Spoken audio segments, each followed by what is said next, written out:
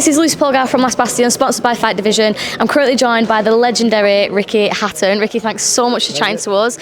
So you're currently coaching Chloe, who we've just spoken to. Just talk to us a little bit about sort of the build-up and the steps that have got her to this point right now with you.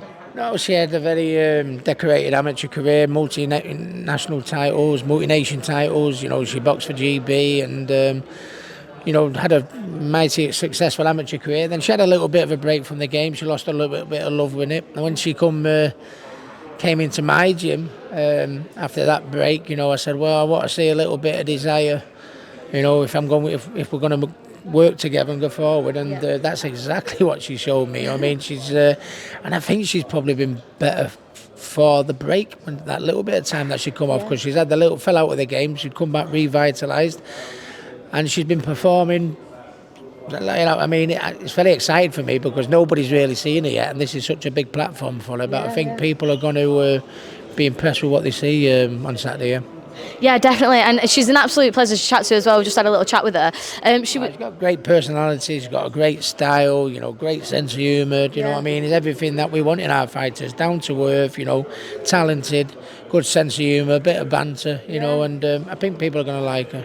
Yeah, definitely, and the down to earth point, that's what I was just going to say. Like she said that it's a real family vibe where you're at now. So like, how important is that in your gym to have that sort of camaraderie between the fighters and the coaches? Well, I can't train anyone that I'm not fond of, and I don't feel anything for it. And working with me, you've got to have a bit of a sense of, you've got to have a little bit of sense of humour. But no, I mean, and the reason why, nobody trains as hard as I did. Nobody trains as hard as we do in our gym. But it's a hard game, boxing, and it's very repetitious, same stuff every day, and you've got to do it with a little bit of a twinkle in your eye and a spring in your step, and that's what we do in our gym. But I mean, there's a closeness, I love them kids. Every kid that I train in that gym, and very fortunate that they know that, they know I'm not doing it, for the paycheck. I mean, I'm doing it when they look in my eyes in that corner. They know the advice I'm giving them is for them and them alone, and for nothing else. And I think that's why we've only got a stable full of old prospects coming up, which Chloe is obviously one of them. Yeah. But every one of them, I think, will have a belt of sorts around the race very, very soon. It's early days, but I think we've got a good little stable together, and it's fun. Yeah, I'm loving that. And like I said, they've got to do it with a little bit of a twinkle in the eye. They've got to have a sense of humour. But they do also have to have that line of respect as a coach. So one of the things Chloe said in her interview is basically like how much she respects you and how no matter what you say goes, because she admires you so much from your own career. So how important is that the fighters see you in that light, so they do fully trust everything you're saying?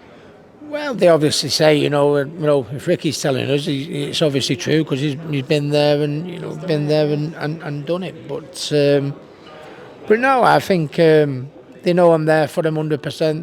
They know I have been there and I have done it. Just because you've been a great fighter doesn't necessarily mean you're going to be a good coach. But I think in my case, it has.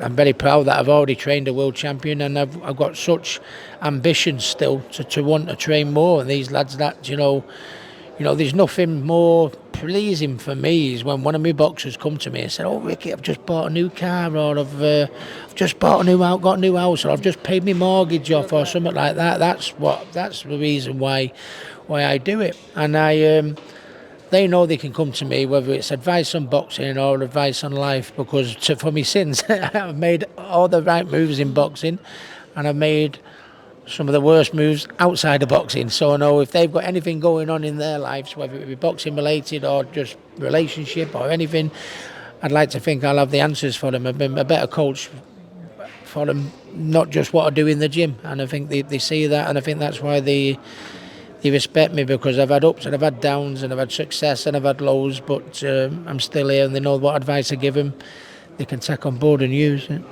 I think that's amazing, and you can, like I say, just chatting to Chloe, you can tell that they really do feel that. So you are more than just a coach for them. You can really feel that personal vibe. Quickly, just before we let go, just talk to us a little bit about Saturday and the predictions, obviously for Chloe, and then for the main card for Eubank and Benn. What are we saying? Chloe's got a very tough opponent, as you'd appreciate. Fighting a Mexican, we know how tough they are. She's fought a lot of good girls actually, but. she's, you know, she's very tight, compact. You know, comes forward. Obviously, Chloe will have a speed advantage. You know, she can punch a little bit wide. This girl, so I like to think it's a good opponent where we might get a few rounds because she's very tough. But it'd be she's not got an awkward, tricky opponent in front of her. She's got a good, solid opponent in front of her where Chloe will be able to showcase her skills. And really, that's the opponent we wanted on a platform such as this, so she can showcase and go through the repertoire because, Jesus, she has got a repertoire, and it's a nice opponent for the stage, and it's all about Chloe, just even though it's on a big stage, holding her nerves together and, you know, looking at it. But she's confident, Chloe. She'll go out there on Saturday night. Oh, look, I was destined for this. Not in an arrogant way, because she's not arrogant, but just confidence. Yeah, love it. So yeah, she's all right. I think she's going to shine on Saturday. And for the main event, Chris and Conor, I've changed my mind. I keep changing my mind every 5 minutes. You know, I think, you know, is Chris too big for Conor? And then I see a desire in Conor's eyes that I had when I boxed Kostya Tszyu. And I had a good chin back in the days before all them miles on the clock come on board. But when I boxed Kostya Tszyu, you know, I had such a good chin, but I don't think it was the chin.